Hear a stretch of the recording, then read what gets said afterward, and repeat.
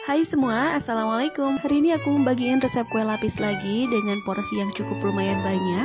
Aku juga mau kasih tips ke kalian semua bagaimana caranya supaya kue lapis kita itu pinggirannya mulus dan bagian atasnya itu tidak bergelombang. Oke, sekarang kita lanjut aja ke resep dan cara membuat. Nah, seperti biasa, hal yang pertama aku lakukan adalah membuat santannya terlebih dahulu. Di sini aku gunakan 3 butir kelapa untuk menghasilkan sebanyak 5 liter air santan. Setelah kelapanya kita peras, kemudian santannya kita masak terlebih dahulu sampai benar-benar mendidih. Tujuannya supaya nanti si lapisnya itu nggak cepat basi ya teman-teman. Nah, sambil aku nunggu santannya mendidih, di sini aku mau sambil siapin tepung-tepungannya. Karena hari ini aku mau bikin 5 loyang kue lapis dengan ukuran loyang 18 x 18 cm. Jadi aku gunakan sebanyak 2,5 kg tepung kanji atau tepung tapioka. Nah, setelah semua tepung kanjinya masuk, sekarang kita tambahkan gula pasir sebanyak 2,5 kg juga. Buat kalian yang gak suka terlalu manis, untuk gula pasirnya boleh dikurang sekitar 300 sampai 400 gram. Lanjut, sekarang tambahkan tepung beras sebanyak 500 gram.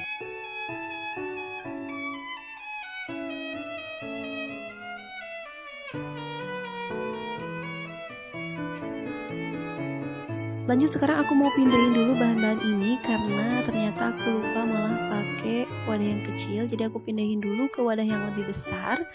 Kemudian jangan lupa tambahkan garam supaya nanti rasanya lebih gurih dan enak. Tambahkan aja sekitar 2 sendok makan. Lanjut, semua bahan ini kita aduk dulu sampai tercampur rata. Setelah selesai diaduk dan tercampur rata, sekarang langsung aja masukkan santan yang udah kita masak tadi.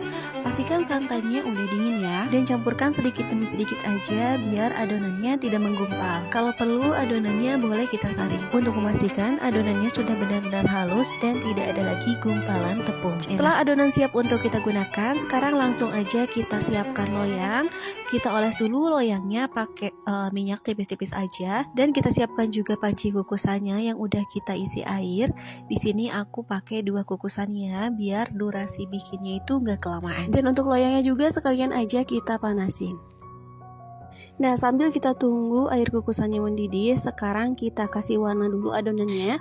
Untuk yang pertama, aku mau buat yang warna hijau dan coklat atau rasa coklat pandan. Untuk bagian warna hijau, aku sedikit campurkan pewarna putih biar nanti hasil warna hijaunya itu terang. Ini air kukusannya juga udah panas, langsung aja sekarang untuk layer pertama, aku tuang adonan yang warna coklat. Untuk layer pertama, aku biasa buat agak sedikit tebal, dan nanti untuk selanjutnya kita buat agak tipis. Nah, ini udah, sekarang kita kukus selama kurang lebih 7 menit atau sampai matang dan adonan berubah warna menjadi coklat pekat. Nah, ini udah cukup matang ya. Dan untuk layer yang kedua, sekarang kita tuang adonan yang warna hijau. Kemudian kita buat agak sedikit tipis, tuang aja sekitar 2 sendok sayur ukuran kecil. Kalau teman-teman pakai sendok sayur yang ukuran besar, cukup pakai 1 sendok sayur aja. Nah, ini kemudian akan kita kukus kembali selama 5 menit atau sampai matang dan warna hijaunya berubah menjadi pekat. Nah, biasanya menurut pengalaman aku, permukaan kue lapis yang bergelombang biasanya disebabkan oleh penggunaan api kompor yang terlalu besar dan air kukusan yang terlalu dekat dengan loyang kue lapisnya. Nah, ini kue lapisnya udah matang, tapi di kukusan yang satunya lagi ini belum selesai. Sekarang mau aku tambahkan adonan yang warna hijau.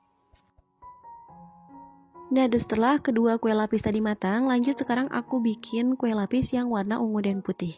Nah, untuk lapis yang warna ungu dan putih ini aku buat lapisannya itu agak sedikit tebal-tebal biar kerjanya nggak kelamaan. Karena kalau kita bikin kue lapis yang tipis-tipis, lapisannya itu membutuhkan waktu sekitar 2,5 sampai 3 jam. Jadi sekarang aku mau cari aman aja biar nggak terlalu lelah buka tutup kukusan. Aku mau buat sekitar 10 sampai 11 layer aja. Dan mungkin waktunya cukup di 1 jam aja udah selesai. Karena ini baru 4 kan ya, jadi aku harus buat 1 lagi. Nah, ini yang ungu putih tadi udah pada lapisan terakhir, aku tutup pakai adonan yang warna ungu.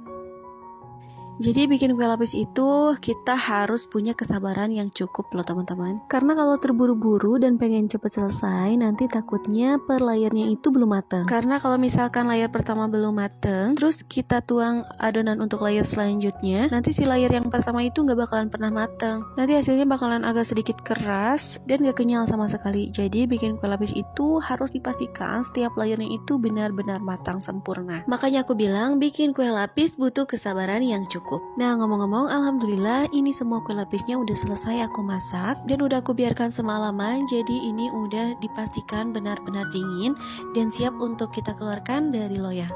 Nah, dan ini adalah salah satu tips biar kue lapisnya mulus di bagian pinggirannya. Kita keluarkan kue lapis pada saat sudah benar-benar dingin. Nah, kalau udah kayak gitu bisa langsung kita kemas. Dan biasa aku pakai kemasan Mika seperti ini. Bisa teman-teman perhatikan, ini semua kue lapis aku warnanya cantik dan mulus karena aku selalu pakai dua tips tadi. Yang pertama, jangan gunakan api kompor terlalu besar pada saat kita memasak kue lapis karena bisa menyebabkan bagian permukaan atas kue lapisnya itu bergelombang. Dan yang kedua, keluarkan kue lapis dari loyang pada saat kue lapis sudah benar-benar dingin. Dan selalu gunakan warna putih biar warna kue lapisnya terlihat lebih cantik. Oke semuanya, cukup segini aja dulu untuk video kali ini. Semoga apa yang aku share kali ini bisa bermanfaat buat teman-teman semuanya. Dan mohon maaf kalau ada kata-kata aku yang salah. Sampai jumpa di video aku selanjutnya. Wassalamualaikum warahmatullahi wabarakatuh.